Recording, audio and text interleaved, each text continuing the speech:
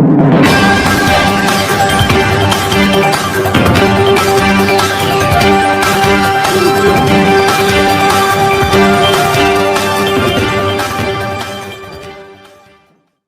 masalah itu, di mata investor, ini kualitas pemerintahan dalam mengatasi kebijakan sudah drop ya, jatuh ya enggak.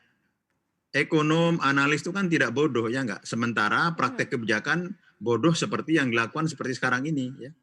Tapi yang menggerakkan ini kekuasaan, bukan akal sehat ya.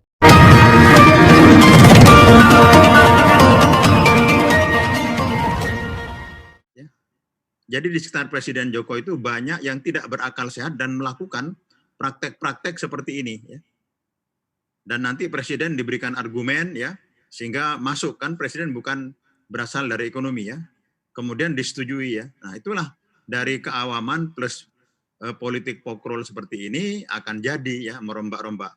Oke, apakah memang cerminan ini sekarang sudah mulai terasa nih Prof? Karena kalau kita lihat dari bursa saham kita saja, outflow asing sudah cukup besar, mayoritas juga dari perbankan, begitu. Seperti apa Prof? Ya dunia moneter, pasar modal, ya perbankan itu investasi itu sangat sensitif ya. Tapi kelakuan kekuasaan yang tidak punya akal sehat ini tidak sensitif ya. Jadi kita sekarang kekuasaan ekonomi dibimbing oleh kekuasaan yang kualitasnya rendah. Jadi inilah serendah-rendahnya kekuasaan ya di dalam bidang politik.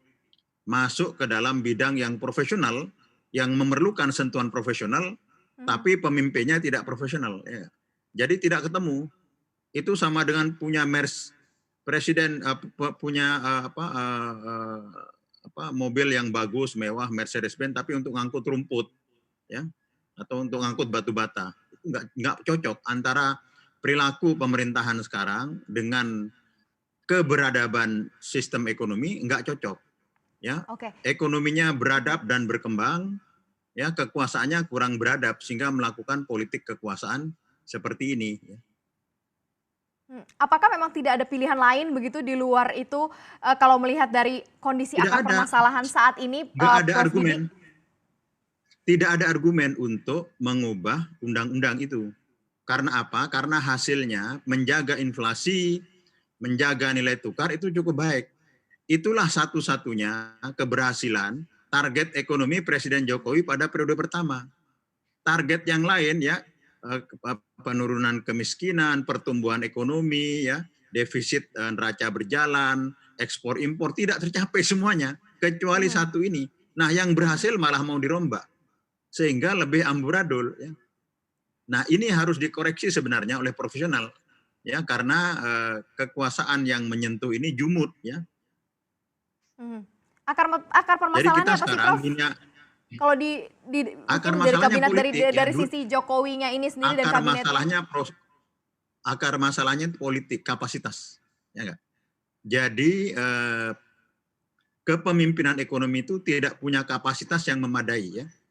Sekarang ini sistem keuangan, sistem moneter, sistem bank sentral sudah beda dengan tahun 70. Sekarang tahun 2020. Tetapi mereka menganggap ini seperti tahun 70-an dan bisa dilakukan dengan praktek kuasa Ken Arok.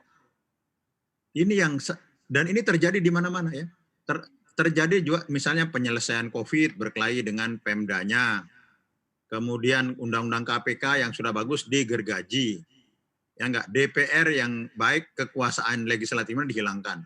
Jadi ini adalah situasi tidak normal dari situasi tidak normal, pemerintahan yang tidak normal, situasi yang normal.